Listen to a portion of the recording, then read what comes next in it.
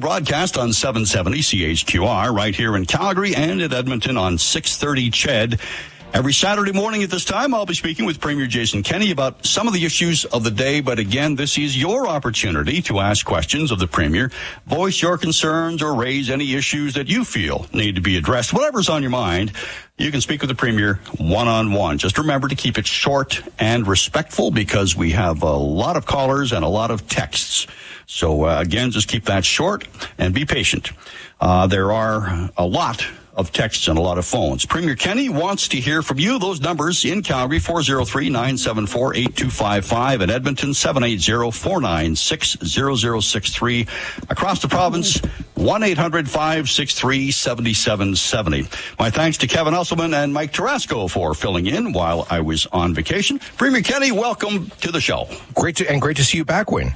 Now, the leadership vote results were announced during my absence. I'm not going to go into all of that, but because I know that much of last week's show was spent addressing what you're going to be doing until your successor is chosen. Very quickly, though, what's the latest? There was some expectation that a leadership election committee would be announced by yesterday. Has that been done, and has a date been set for that election? Yes and no. So yesterday, the elected board of the United Conservative Party announced the appointment of the members of what's called a leadership election committee, and they are then charged with getting together and laying out the rules and setting the date. So they'll start their work in the next few days, and I expect them to announce a date and some of the parameters for the leadership election in probably the next week or two. Is the focus on having that election sooner rather than later? Well, that will be up to them. I'm not going to put my finger on that scale. It's up to them. All right. Now, the message I heard from you after your decision to step down is that you're going to be continuing to work on maintaining stability and continuity in government. The wheels of government continue to turn. Now, the issues this week, big one this week for all Canadians, the Supreme Court of Canada decision overturning consecutive life sentences for multiple murderers. Your response to that? Yeah, I think this is frankly outrageous. I was a member of the Harper government that brought in and passed a law for consecutive sentencing for serious violent offenses. By consecutive, we mean that if you go out there and commit you murder 5 people, that you don't get a volume discount and only get one concurrently served sentence. That's how it used to be until the Harper government changed the law. The Supreme Court has come in now on the case of the murder of 5 people in a vile hate crime at the Quebec City Mosque and said that those lives, in terms of penal sanctions, in terms of punishment, are only worth one.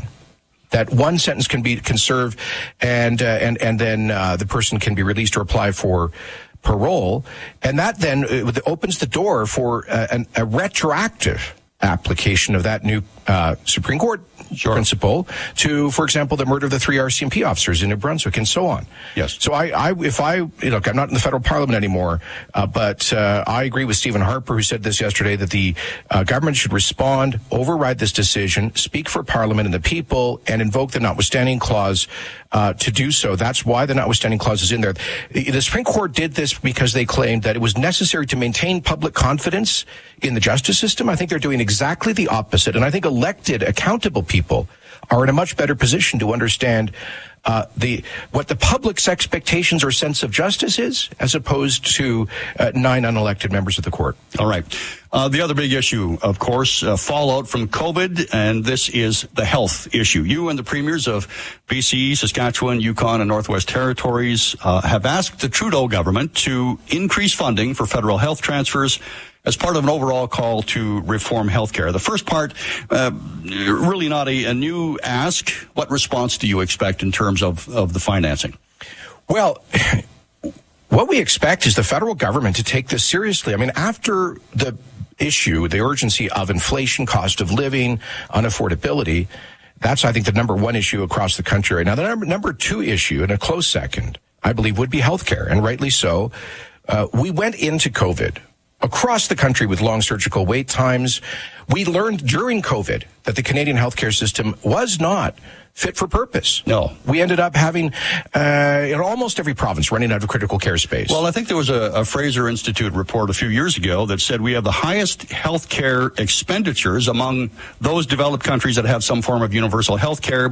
And they use the example of Germany, which has more doctors, more hospital beds. Now, we have more nurses, but they also have much lower wait times. It's exactly right. Canada is towards the top of the developed world, the OECD countries, those are the developed countries, in terms of per capita health spending. Alberta is at the top of Canada. So we are one of the biggest spenders in the developed world with a admitted publicly insured system.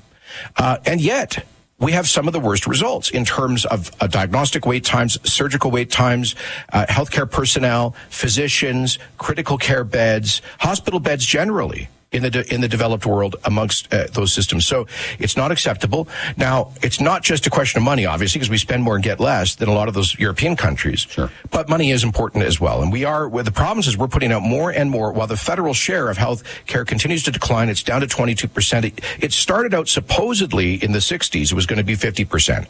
So we in the provinces are saying, we'll meet you in the middle.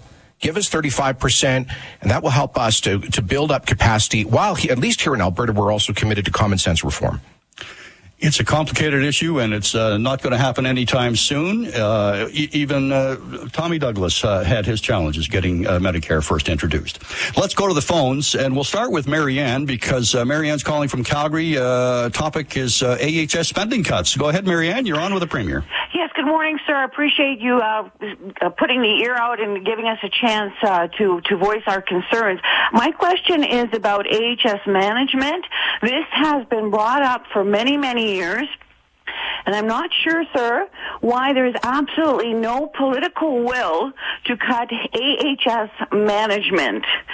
If you could give severance packages, early retirement, there, sir, I believe would be your money for your nurses and your doctors and your ambulances. For example, why does one ICU unit need 4 managers? And I have a personal experience when I had to ride along with my dad in an ambulance after he cut his foot. I was riding up front with the paramedic. We pulled up into the ambulance bay. Suddenly he stopped and backed out. And, sir, what sounds like a really bad joke, I asked him, what was the issue? Is something wrong? He said, no. Get this, the light bulb was out in the light in the ambulance bay, and from the paramedic's mouth himself, he said it takes 16 managers to sign off on a light bulb. Now, why can't we just try this, sir?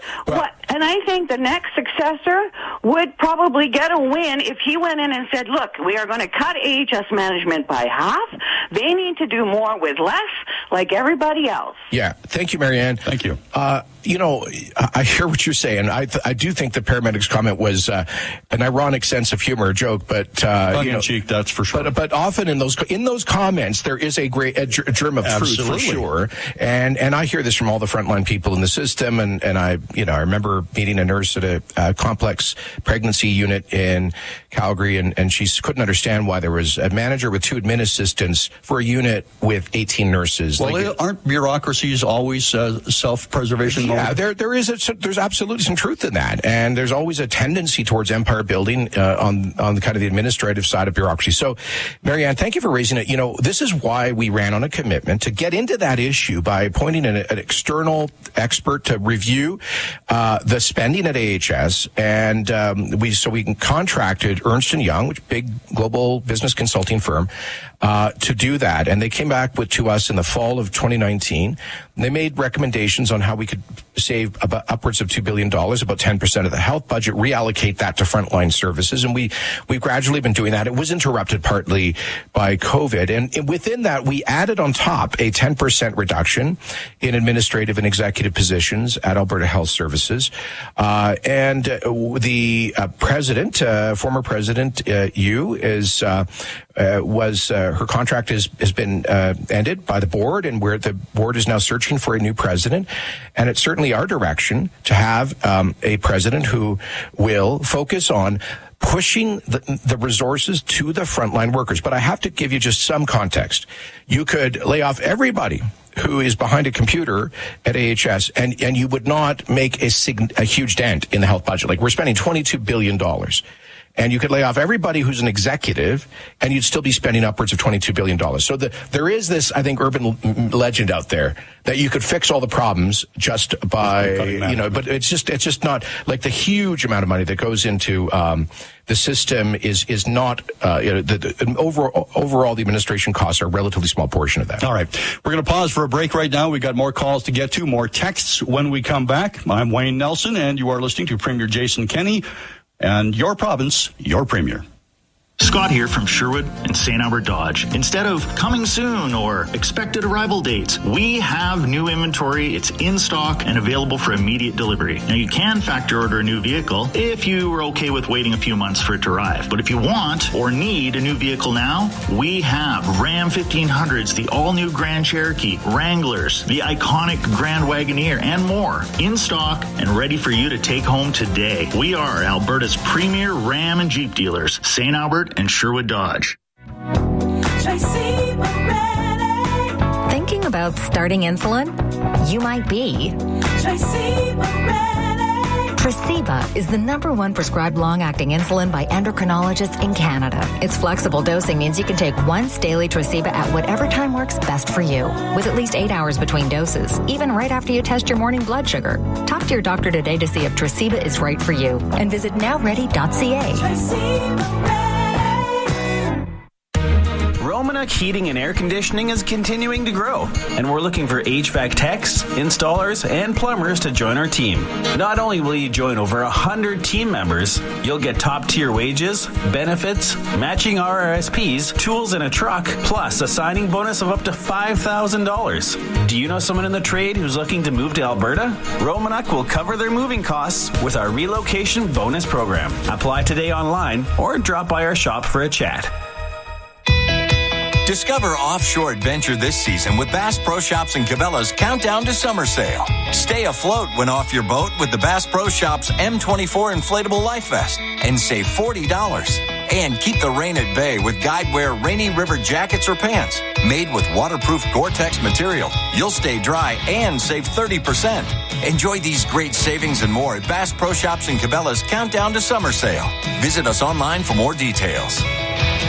The following is paid for by Pro-Life Alberta Political Association, 855-398-8486, and does not necessarily reflect the views of this station. Pro-Life Alberta is a group of women and men committed to promoting pro-life public policy, with the belief that all human life deserves protection, especially innocent human life. Pro-Life Alberta is working with your help to build the political pro-life movement in Alberta and to protect the most vulnerable preborn babies and their moms by passing laws protecting them. Visit prolifealberta.com and let the beat go on.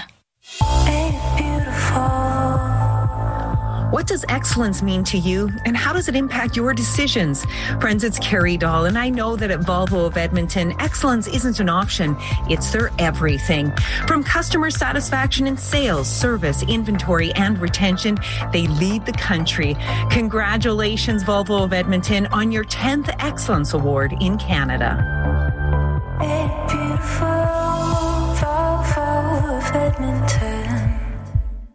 This is your hotline to the leader of our province. Call now to talk to Premier Jason Kenney, 780-496-0063. This is your province, your premier. On 630 CHAD, Edmonton's News. Today's Talk. Welcome back. Your province, your premier airs every Saturday morning at this time from 10 until 11 throughout Alberta here on 770 CHQR in Calgary and in Edmonton on 630 CHED. I'm Wayne Nelson, your host and moderator, and it's your opportunity to voice your concerns, address issues you feel are important, to speak with the premier one-on-one. All right, let's go right to the phones. Justin has been holding on, I think, since the program started. Justin, calling from Edmonton regarding the Policing Act. Go ahead, Justin. You're on with the premier. Good morning, Premier Kenney. Hello, Justin. Hi, I do have a question regarding the safety in Chinatown. Thank you for invoking the Thank you to the province of Alberta for invoking the Provincial Police Act. I want to know what more we can do to go after these drug pushers that are and because our city council is unfortunately taking, and our federal government is unfortunately taking a soft on drugs approach, and we need to do more to counter the flow of the drugs, so we can make Chinatown safe. Thank you, Justin. The situation with violent crime in downtown Edmonton particularly is just appalling, and it's run out of control with particularly at places like LRT transit stops and stations. That's why Minister Shandro used his power under the Alberta Policing Act to direct the city to develop a public safety plan to address this urgent need, and announcing that yesterday. You're absolutely right, Justin. This situation is not made better by the federal government opening back the revolving door on sentencing. They and the courts have struck down all of Stephen Harper's all of the Harper government's strengthening of the criminal justice system to ensure mandatory minimum custodial sentences for serious repeat offenders, including for drug traffickers. And moreover, you've now got Edmonton Council apparently pushing for legalization, not just of simple possession, but also of trafficking. And that kind of thing creates the sort of law-free zone that we've seen in places like Portland and, frankly, the east side of Vancouver, San Francisco, and elsewhere, which just leads to a constant slippery slope of antisocial and criminal conduct. And finally, you're right, Justin. You talk about the drugs coming in. We know where a lot of this stuff is coming from. We know that a lot of the constituent elements of fentanyl and carfentanil is produced in black market factories, often in China, often transshipped through Mexico and the United States. Why isn't the federal government focused on increasing resources for border interdiction of these products? So these are some of the things that must be done to address this growing crime crisis. Premier Kenney, a text message from Edmonton. It says, hi, abolish the Young Offenders Act, and B, universal dental plans. For starters, ends with useless laws weaken the necessary laws. Well, the Young Offenders Act actually was basically abolished 20-some years ago. And I know that people don't remember that, but it was substantially changed. And a lot of the mistakes or a lot of the stupid things we remember from it 25 and 30 years ago have been taken out of the law. But I just warn you that every time Parliament tries to bring some common sense back to justice laws like that, we often have the courts then subsequently chip holes in it. And so that's what we saw yesterday at the Supreme Court with the sentencing decision on the Quebec mosque murders. And in terms of the dental care, universal dental plans. Well, there is in Alberta, we do provide insurance for low-income people who can't afford their own insurance. The feds are now proposing something, but they can't really implement that without cooperating with the provinces. And let me just say this. If there's any extra federal money for healthcare broadly, we need as provinces to put that on our priorities. And I would say right now, that's things like surgical wait times. All right. Dawn, Northeast Alberta, calling regarding federal prison sentencing. Dawn, go ahead. You're on with Premier Kenney. Hi, Jason. Thank you for having me on. I really appreciate the fact that you're still doing this radio program, even though you're planning on retiring here. The thing is how does the federal government just turn around and say, hey, you get a 1 for 20 or 1 for 30 or 1 for... It's just absolutely insane that you know what, you went into a mosque, you did whatever, you went into wherever and did whatever, and now all of a sudden, oh, well, we'll just let you out on good behavior. Like, that's insane. It is. Anyway, that's my question. Yeah, you know what, Don, I think you nailed it. And as I said earlier, the court's ruling, based to just boil it right down, they said that the idea of consecutive sentencing, that if you commit 5 murders, you serve 5 sentences, violated the public's sense of justice and would undermine public confidence in the justice system. This is the problem. When judges put themselves in the position of trying to interpret public opinion, that is not their job. They're not equipped to do that, quite frankly. I mean, I respect people who serve on the bench, and we respect their independence, but their expertise. But they are probably the people least well positioned to make a judgment about what the public thinks. Those folks who are elected have to go back every 3 or 4 years and face the voters. No. What folks on Main Street think and what our public sense of justice is. And I don't know a single Canadian who believes that if you commit 5 cold-blooded first-degree murders, you should only get 1 sentence for it. To the texts, change of topic now. Will the Conservative government commence the creation of an Alberta pension plan before the next election? This from Jeff in Calgary. Well, that'll be up to the next premier and his or her government to decide. I am a big believer in it. And I can tell you that we've done a huge amount of research. It is not a simple, straightforward bumper sticker issue. It is a big, complex issue, both legally, fiscally, in actuarial terms, technical terms. But look, because Alberta has a younger population than the rest of Canada for the last several decades, and a larger share of our population in the workforce paying taxes, and a smaller percentage who are retired receiving benefits, you add all of that up, and Alberta gets a huge, huge portion of the money saved in the Canada Pension Plan. And if we could repatriate that like Quebec, we could significantly reduce CPP payroll taxes for both workers and employers, and we could improve benefits for retirees, and we could probably also add a bit of a bonus to some of the boomers who are still in the workforce to make sure they benefit as well. And so you put all that together, and you would have a huge economic advantage for Alberta, people paying less taxes, getting better benefits, reaping. And by the way, Wayne, we talk about the 20 billion net that we as taxpayers contribute to the rest of Canada in our net fiscal transfer. The single biggest piece that we could pull out of unilaterally, according to the CPP legislation, is the Canada Pension Plan. So I hope that my successor will take that very seriously. All right. We're going to go to the texts one more time and then 2 more phone calls regarding health care. And text message, this one, I'm not sure who it's from.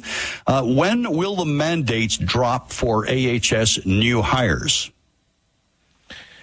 Mandates. I think the reference is to vaccines. And look, my understanding is that there's always been an expectation that people getting hired in the healthcare system have relevant vaccines, for example, for measles, mumps, and rubella, amongst other things.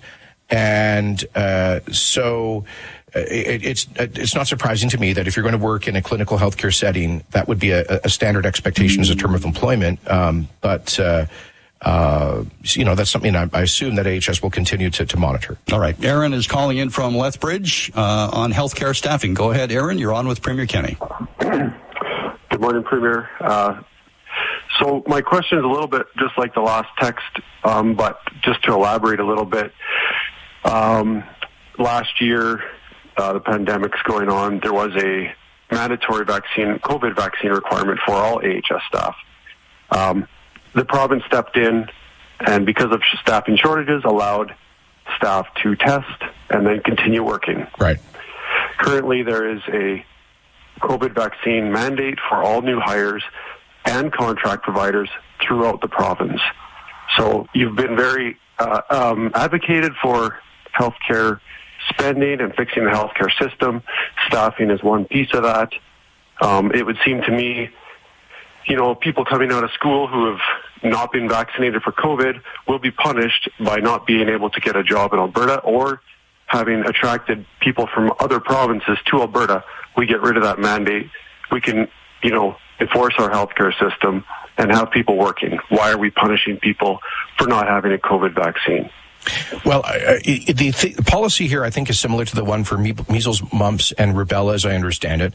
I understand it's a long-standing tradition in the health system that long predates COVID, that has that expectation. I will just say this, that we have received, AHS has received proof of vaccination from 99.8% of the physicians, the 10,000 physicians that work in Alberta, and I believe it's 98.7% of nurses.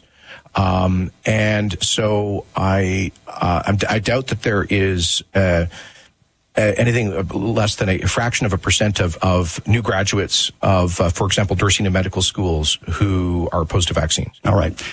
Text message. In Ontario, if you're over 60, you can receive your 4th COVID vaccination. Would your government please lower the age limit for us vulnerable Albertans? That's a text message from Calgary. Lower the age eligibility for... It says vulnerable Albertans. Which program? Fourth COVID vaccination. Oh, I'm sorry, I missed that part. So the answer is we will do that if and when we get advice from the National and Alberta Advisory Committees on Immunization. But, we don't improvise vaccine policy. We listen to the scientific experts on that, and we've not yet received that advice. All right. Rory is calling from Edmonton. Let me get the right button pushed. All right. Rory, you're on with Premier Kenny. Go ahead. Yes, thank you, Wayne. And also, thank you, Jason Thomas. Kenny, how are you? Good, I thanks. just wanted to know, do you think that on the Ukrainian file, you could appoint former MP and fellow Harper MP Peter Goldring and his wife as special ambassadors on the file? Because he did a lot for setting up democracy and making sure that he did, 10 or 12 trips on his own dime, in addition to several as a backbench MP, and got things straightened out there and made sure the election was run clean after the first dirty election 10, 12 years ago. And I think he would do a lot to get the emergency set up, and it would be a special advisor, diplomat in there, and him and his wife is Ukrainian heritage. Yeah. And I think it would be a really good idea.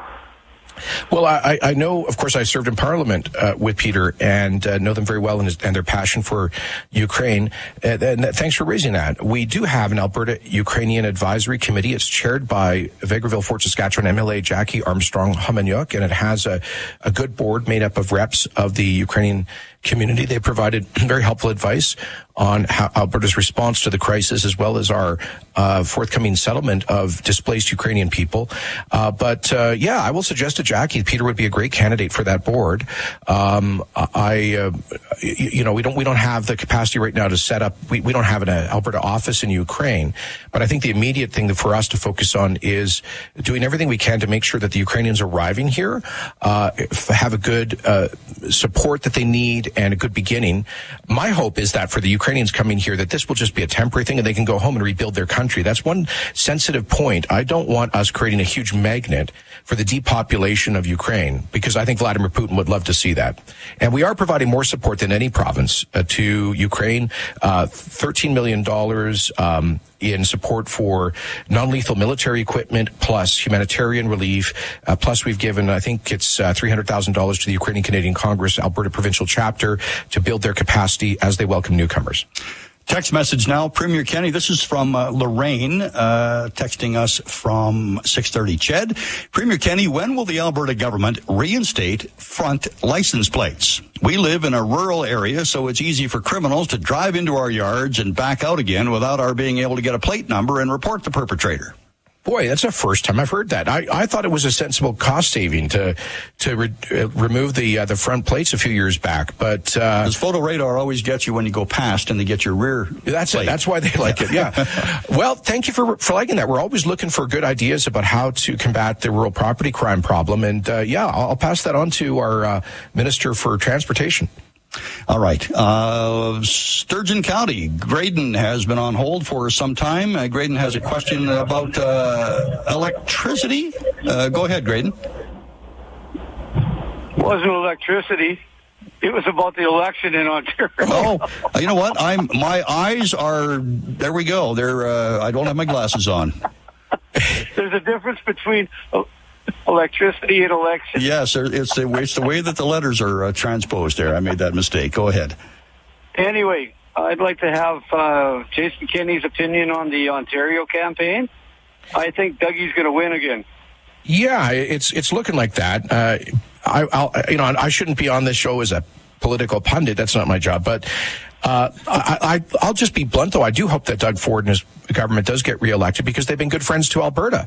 They joined us in our constitutional challenge of the carbon tax, in our constitutional challenge of the No More Pipelines law, Bill C-69, that we just won at the appeal court. They passed a law to support pipelines going through Ontario. They've been big supporters of our energy industry. They supported our call for equalization reform, or reform to the fiscal stabilization program. So Doug has been a very good friend to Alberta, and I think he's going to do well, and I wish him well. All right. Tim is calling from Calgary. Staff rehiring. And I think I'm reading that one correctly, aren't I, Tim? Yes, I am. Can you hear me? Yes, go ahead. Okay, very good. Good morning, Premier. Just on a note in regards to the Ukraine, this is a side note for my question. I just had the very, very rewarding experience of being able to help some people that have come here from Ukraine. Awesome. They landed here, and by accident, they were lost looking for an Airbnb, and I started guiding them. Wow. They've been very, very fortunate. They've found a couple great opportunities, and they're very grateful. Amazing. But they worry about their home. Yeah. My question to you, Premier, is, during the campaign here for the vote for the yes, no, as to you continuing, a significant number of your, I'll preface that with I'm a conservatarian, a significant number of your staff and high-paid individuals took leaves of absence in order to work with you on that. I recognize that they weren't getting paid during that, but two things. Government still functions, and now I'm wondering, have they been rehired, and if so, why? Because that's a lot of money. I've read through your chief of staff's contract. I'm not one that just sits on Twitter. I actually do my own research, and I look at the significant values there, including all the benefits and everything that goes on. And there's a lot of money there. I'd like to know how we functioned without them gone, and have they been rehired? Sure. Fair question. So, but just one correction. It wasn't a significant number. We've got about 30 political staff in the Premier's office, many of whom basically do not like political strategy or things like that. They basically do day-to-day functions like the paper flow into my office and working with the public service on policy development, my schedule and tour, things like that. But it was only 2 people out of the 30 who took a temporary leave. So, 95% of the staff remained intact.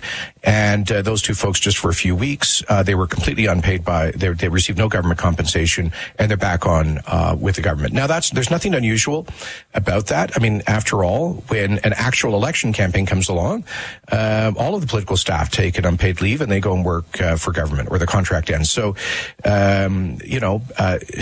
that's the normal way this is done. We did it that way to make sure that they were not spending any time compensated by the taxpayer doing party work.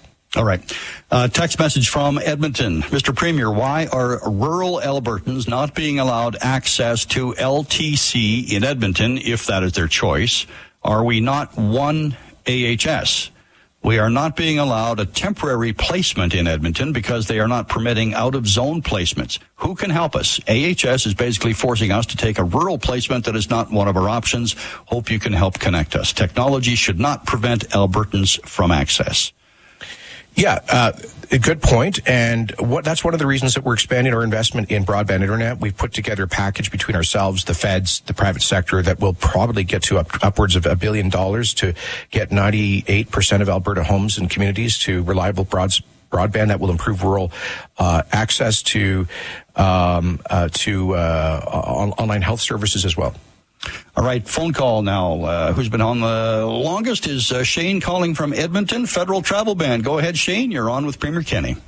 Hey, Mr. Kenny. I just want to first thank you for your serving us so admirably over these last years. Thank you, Shane. Yeah, I'm calling because I'm from New Brunswick. I live in Edmonton. I have aging grandparents. They're in their 90s now. This is going to be the 3rd year now when I'm not allowed to go home and see my whole family is in New Brunswick.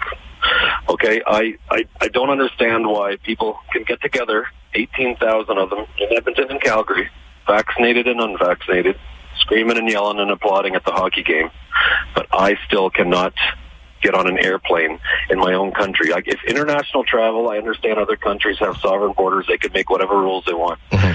But I feel that I should be able to go home. And I know this is a federal jurisdiction, but what I'm looking for is just if you've heard anything, if this is coming to an end, if it's going to come to an end, any information you might be able to pass along. Yeah, thanks, Shane. I agree with you. That's why Alberta's legislature passed a government motion in April calling on the feds to drop this pointless vaccine mandate. There's no evidence that it's reducing transmission or that there's ever been significant transmission associated with air travel. I think a lot of people don't understand the way those airplanes, particularly more modern aircraft, are constructed. There's very positive downward airflow and HEPA air filters. So we've seen a pretty good record in the aviation industry for avoiding flights that are so-called super spreaders. And I don't know of any other major jurisdiction in the world that has a vaccine mandate to board a plane. So I agree with you. Now, in terms of what information I've heard, I did speak to a senior federal minister about 2-3 weeks ago on this. And I was given to believe that they were looking at lifting that sometime soon, but they still haven't made that decision, which I think is really unfortunate. Text message now. This is from Ibrahim, texting from Brooks. He says, what is being done to protect tenants from slumlords in Alberta? He says most of the rental properties in that town are in horrible condition: mold, improperly sealed windows, furnaces that have not been cleaned for close to a decade. He says those are only a few of the issues. No one is addressing the issue, and I would love to hear what you have to say. I didn't hear you for a second. On the poor condition of rental properties in Brooks. In Brooks, in particular. Well, I think that would be something to take to the municipal government there that is responsible to make sure that housing is up to zone, and that, of course, if there's a public health aspect, it could be Alberta Health Services. If there's, cockroaches or something like that, there are different places, different regulatory bodies to which you can make a complaint. But yeah, I mean, this is why we need a competitive housing industry, because if a landlord is treating people poorly, people need a choice to be able to get out of that situation. And there's also the Landlord Tenancy Act with a number of links to various sites on that. Right. Okay, back to healthcare issues. Lynn is calling from Calgary. Wait times. Go ahead, Lynn. Oh, good morning. I'm calling because I just retired as a community care nurse, and I have some major concerns about our healthcare system. When I started, we used to see 4 to 6 patients every day, and now when I left, we saw 1 or 2, because it would take an hour to see a patient to admit them, 3 hours to do the paperwork. So now I think we should be called IT nurses, because that seems to be the focus. But no other teams can even access this information. So that's one huge issue. The second one is I have a granddaughter who is a teenager, was almost killed in a crash a couple years ago. She spent months in the hospital, had a stroke, has brain damage. Once she was discharged, they're totally on their own. Any rehab she gets, they have to pay for. There's an 8-month wait to see a psychiatrist for her depression, her post-traumatic stress, etc. I'm wondering, is anyone looking at the efficiencies in the system and the waste of time? Thank you for the question, and thank you for your service in the healthcare system. Lynn, I appreciate that. As I mentioned earlier, when we came into office, we did a contract, Ernst & Young, to do a comprehensive study of waste at AHS to identify where they could find savings, especially in administration. And they did identify about $2 billion of spending that could be better allocated. And we started to work on that, but of course a lot of it was interrupted by COVID when the whole system got focused on dealing with that crisis. So we're coming back, our Department of Health is coming back to a number of those recommendations. And I just encourage people who have frontline experience like yourself to share those ideas. And I know this summer our Minister of Health, Jason Copping, is going to be doing a summer tour, basically a listening tour, especially to listen to frontline health staff, both current and retired, to get a sense of the practical problems that are resulting in the issues that you've raised. So thank you for highlighting some of those problems. Premier Kenney, we're going to pause for a break right now. If you have questions for the Premier, if you have concerns or issues you feel need to be addressed, You can phone or text 403-974-8255 in Calgary. And Edmonton, the number is 780-496-0063. And right across the province, 1-800-563-7770. We'll be back to wrap things up in our final segment on Your Province, Your Premier. When it comes to your team, the news you can't live without comes live from the Crystal Glass Sports Desk, only on 630 CHED. At Tim's, we have a taste for cold, like the new creamy cold Hershey S'mores Ice Cap with chocolate syrup, graham crumble, and marshmallow whipped topping. New Tim's Hershey S'mores Ice Cap. It's time for Tim's. At participating Tim's restaurants in Canada for a limited time. It's a new day to rise up and shut down domestic abuse. Tonight, thousands of women and children across Canada will sleep in a shelter because it isn't safe at home. Since 1968, Win House has helped local champions break the grip of abuse with life-changing support and resources. Donate at winhouse.org/ontherise. That's winhouse.org/ontherise. Sponsored by Rohit Group. This fall, the government will unveil the new minimum tax on high-income Canadians. Erin from Macmillan Estate Planning shares how you can prepare. One strategy that can help offset tax increases is MTAR, which acts like a giant tax-free savings account. If you qualify, you can tax shelter a large portion of your estate and have it grow tax-free over your lifetime. Register for Macmillan Estate Planning's upcoming webinar on Wednesday, June 15th at macmillanestate.com or call 1-833-266-6464. Let's see how well Desjardins insurance agent Sarah knows her client Maya. 10 seconds on the clock. Sarah, Maya's house has 3 bedrooms. She drives a 2021 crossover. Her husband wanted a lifted truck with strobe light undercarriage. As her agent, you said to him, Maya said no. So instead he bought a jet boat. Switch to a Desjardins insurance agent who gets to know you and what you really need. Desjardins Insurance. Home, auto, life. Exclusions and conditions apply. There are times in life when it feels like you can't move forward. But when you do, you realize you're stronger than you think. Hi, my name is Paul, and I'm a licensed insolvency trustee with BDO. If debt is standing in your way of a brighter future and you don't know how to fix it, call us. We can help you find your freedom. To learn how BDO can help you reduce your debts and keep your assets, visit bdodebt.ca or call 1-855-BDO-DEBT to book a free consultation today. It's time for the PC Insiders Report. Over 100 new products for your best summer yet. I only have 30 seconds, so I'm going to go with these. Love our iconic cookies? Meet our PC Decadent Double Chocolate Cream Pie. Off the chart decadent. New for the barbecue? It's the PC Cedar Plank Salmon. Cooking fish on wood? It's a thing, and it tastes amazing. And I wish I could tell you about the 98 others. The PC Pomegranate Lemonade, our pizza oven, pizza dough, golden barbecue sauce, chickpea burger, raspberry ice... PC products available at all participating Real Canadian Superstore and No Frill stores. The highest standards of broadcasting. It's what we strive for every minute of the day. To live up to your expectations is our goal, our obligation. And as members of the Canadian Broadcast Standards Council, our promise is to be accountable to you, our listeners. Have a comment to make about our programming? Visit cbsc.com to find information on the council and its codes. A message from the Canadian Association of Broadcasters and 630 CHED. It's an hour of you talking to Alberta's leader. Have a question for Premier Jason Kenney? We're giving you the opportunity to ask. Call 780-496-0063. Your province, your premier. On 630 CHED, Edmonton's News. Today's Talk.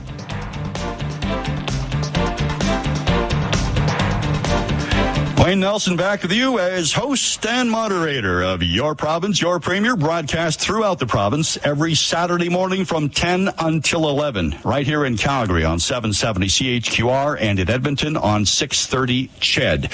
We're going to go right to the phone lines, and we're going to start with Sheldon calling from Nanton. Go ahead, Sheldon. You're on with Premier Kenney. Good morning, sir. My question is, my doctor told me that I was allowed one free medical per year. So I'm wondering why I have to pay for a driver's medical, which is the only medical that I get. Yeah. Hello? Yes. Sorry, Sheldon. My mic wasn't on. So, doctors are compensated by AHS to provide medically necessary services. And I think if you're absolutely, you get a physical checkup within that with your family physician or at a walk-in clinic, for example. So I'm not clear what the particular constraint is for a driver's license, but that has been raised in one of these calls earlier. And thank you for flagging that. I'll get more information on that. Yeah, I think that if you have beyond a class 5, which is standard passenger, I think you have to have medical, especially if you're driving passengers like school bus, right, class 1. And then once you hit a certain age, I think as well, medicals are required. So perhaps that's what he's referring to. Let's go to John from Monteville. Go ahead, John. Premier Kenny, good morning. Thanks for taking the call, and thanks for your service. Your concern with the people of this province is evident. Thank you, John. I've been giving some thought to this perfect storm we've been in for the last 3 years and the cost that's going on to seniors, being one myself, and the school taxes that are attached to your resident bill every year. It would serve a possible consideration to maybe create an exemption for seniors once they reach the age of 65. I've been paying school taxes for 47 years. Raised my kids, raised my grandkids, put them through school, post-secondary, and I'm still paying taxes. That $1,000 round figure a year going to school taxes would really help the seniors stay in the residence that they want to stay in, keep the strain off of the health care, and assist them by diverting those costs to the users, which we all did for, in my case, 47 years. Mm-hmm. I'm wondering if that would be something the government might be able to consider. Well, thank you, John. If memory serves me correctly, I think Alberta did that way back until about 1993.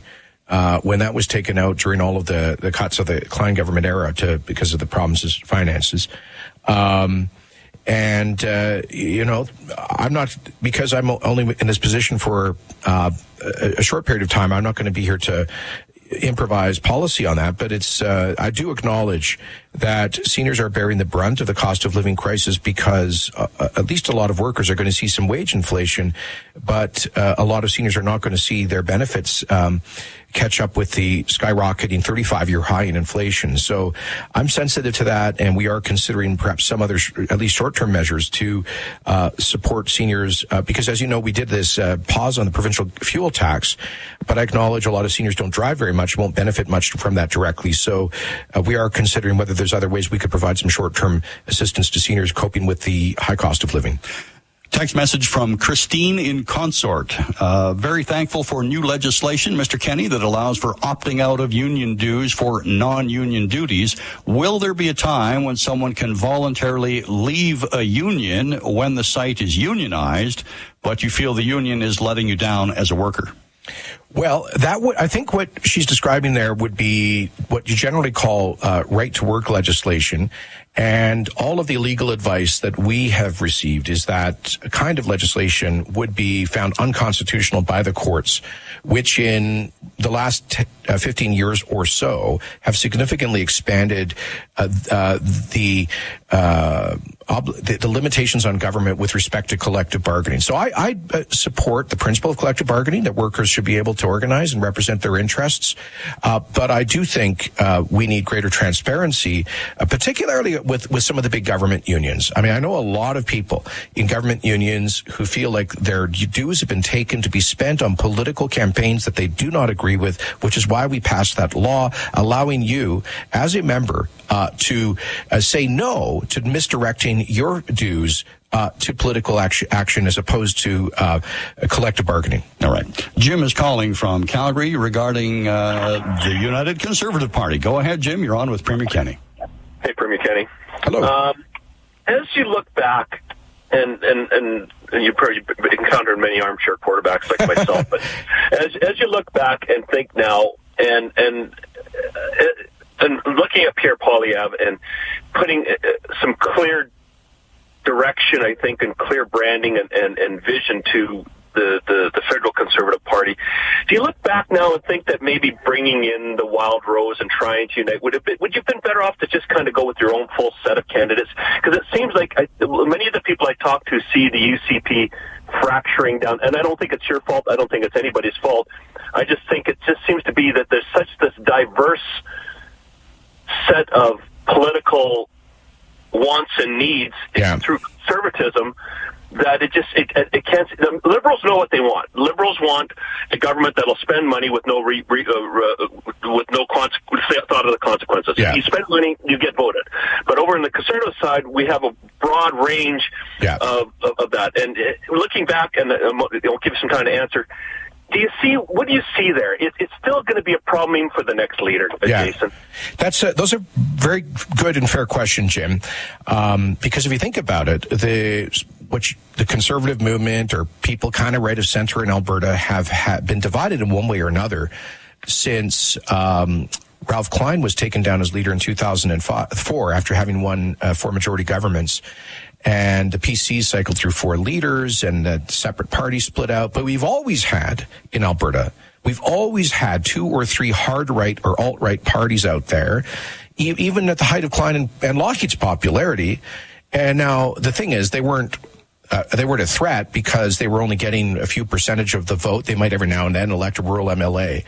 But there's no doubt that in Alberta's political culture, there is that kind of crew that prefer to inhabit a political pup tent as opposed to a big tent. Yeah, and you and I discussed this on our very first show. Is the big tent too big? Well, we'll see. All right. I worked hard to create this party, got endorsed by 95% of both Wild Rose and PC members. And my advice to the broad party membership is you've got to be able to put a little bit of water in your wine. You can't, you get your say, but you don't always get your way. And that means you've actually got to be prepared to make some compromises. And because if you bring into politics an absolutist approach, you will never be satisfied. And that's the way of disunity. I hope we'll learn that lesson. All right. One quick question from the text line before we go. Would the Premier think of finishing his degree at Athabasca U like Premier Ralph? It would be great PR. This one from Dale. Yeah. Well, why not? I'll take a look at that. All right. Premier Kenny, once again, it's been a pleasure. Thanks for joining us. We'll do this again next Saturday. Thanks a lot, Wayne. I'm Wayne Nelson, and you have been listening to Your Province, Your Premier. Get ready. It's that time of year again. Toyota Red Tag Days are back with great offers on select